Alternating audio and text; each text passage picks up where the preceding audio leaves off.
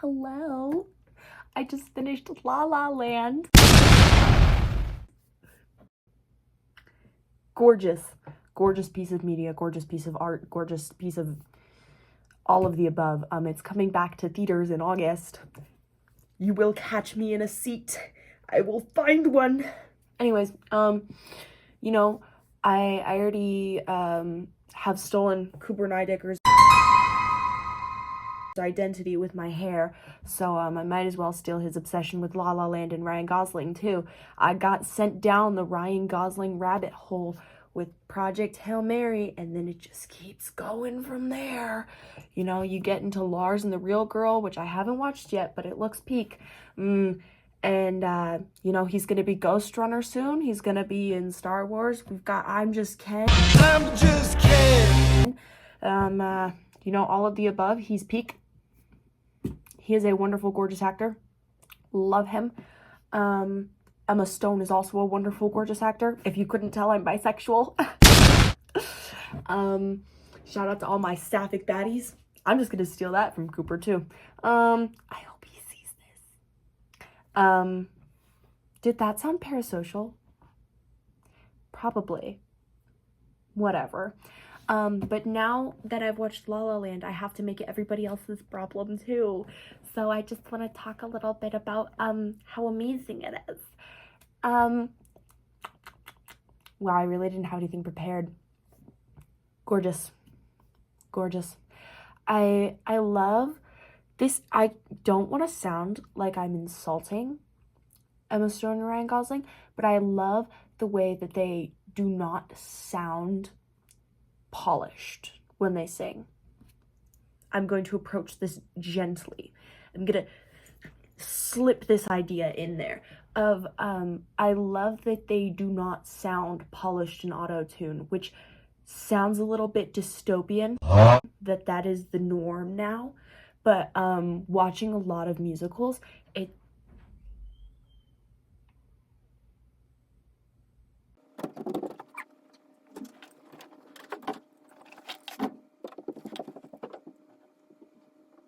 somebody in my basement. They're here. I think they went away. Okay. But there's so many musicals where like it sounds too put together. You know what I'm saying? And they have, it's so natural and raw. It makes you cry even harder. But there's also not a lot of singing, which I think makes it more palatable for the non-musical person, if you know what I'm saying. It's so gorgeous. I love the colors. The use of color in this movie is so gorgeous. It's just, I want to eat it. If I could turn La La Land into like a dessert, like a little, like a La La Land tiramisu, and I want to eat it in one bite. But you know, and I just love Ryan Gosling in anything. He is an amazing actor. Like, I can't even explain it. It's like, I'm gonna try. Everything he's in, you don't see Ryan Gosling, you see the character. And I think that's something that a lot of big movie actors have a problem with, is I look at like a Marvel movie or something, and I look at Iron Man and I see RDJ, Robert Downey Jr., not Iron Man. But when I look at Ryan Gosling movies, like Project Hail Mary, I don't see Ryan Gosling, I see Ryland Grace. La La Land, I don't see Ryan Gosling, I see Sebastian.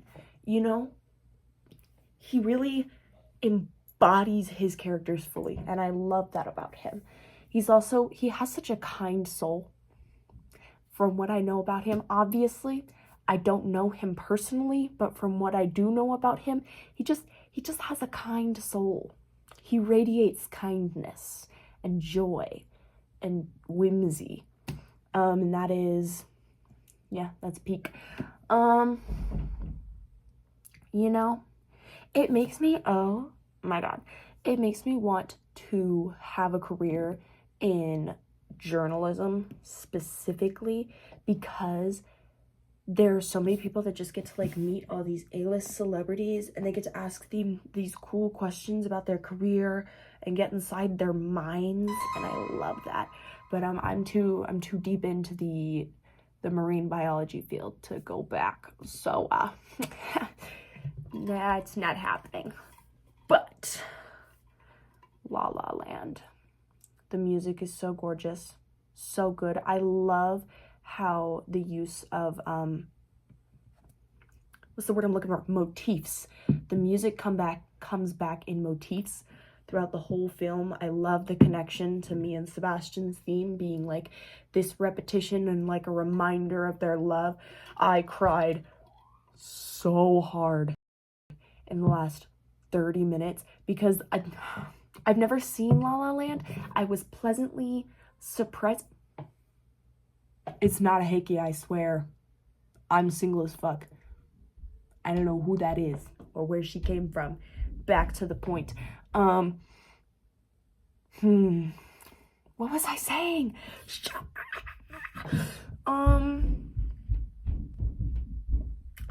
Me and Sebastian's theme, it is like the use of shoot, a reminder of their love. And what was I saying? What did I say? What was I talking about? Oh my goodness. See, this is why I shouldn't be allowed to yap with no script. This is what happens.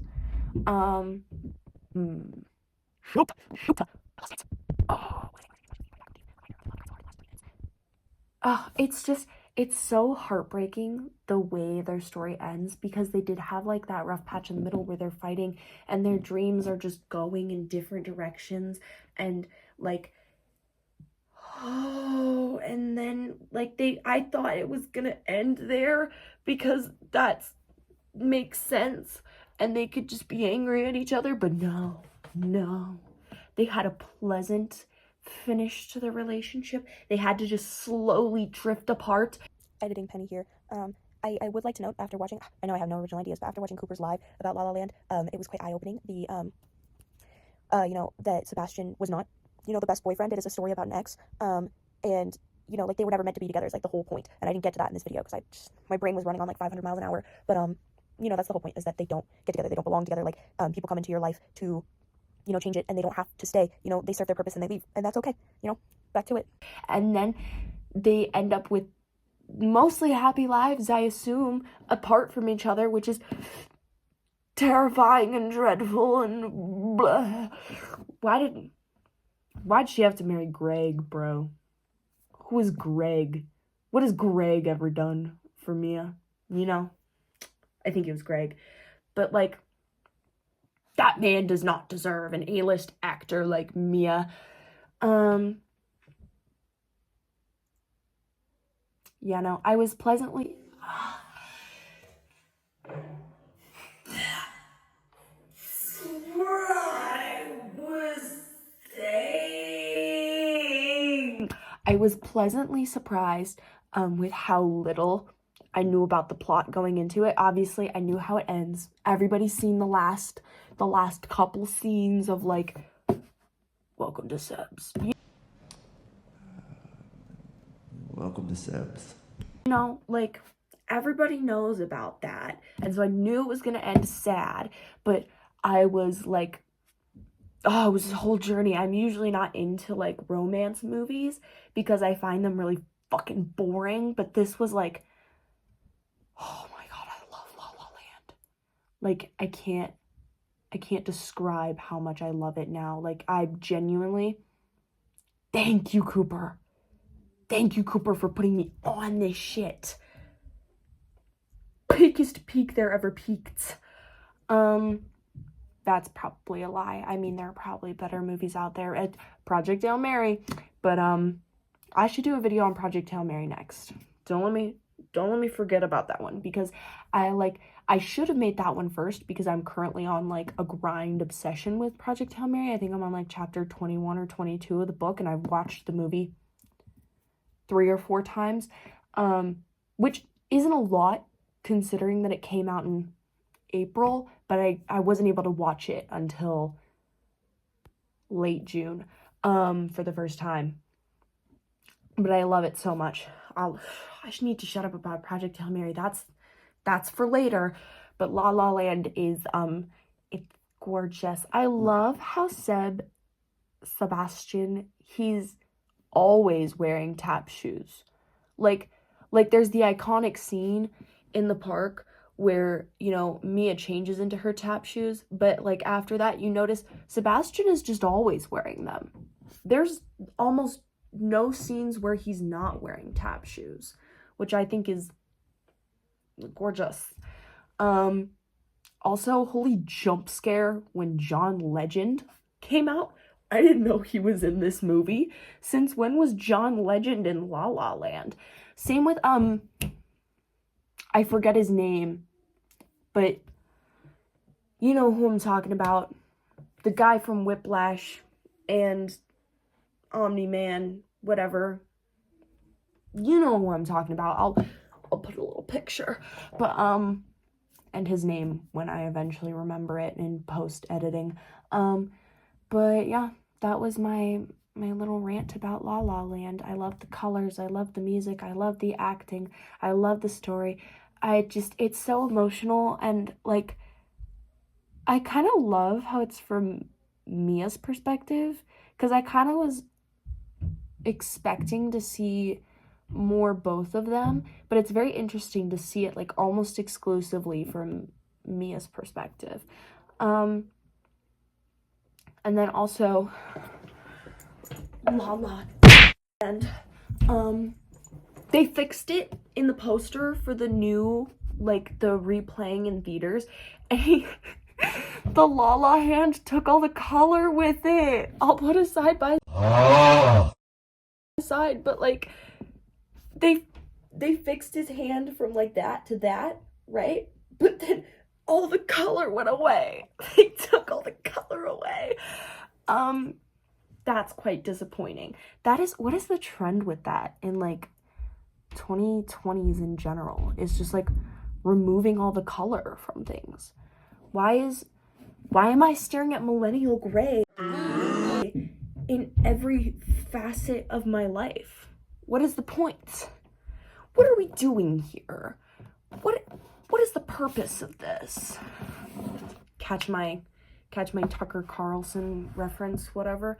Anyways, you'll notice the green M&M is no longer wearing sexy boots. I'll move on. Yeah, La La Land. How many times am I gonna try to finish this video and not actually finish it? You'll notice my eyes have gotten less puffy. Throwback to when I first finished it. I think the cinematography is gorgeous too. They have so many interesting different shots in this. It's so cool. I eat up an old indie Ryan Gosling movie.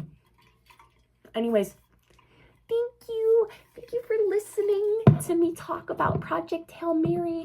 Cooper Nydecker, if you see this video, that would be gorgeous. Anyways, yeah, I need to finish out.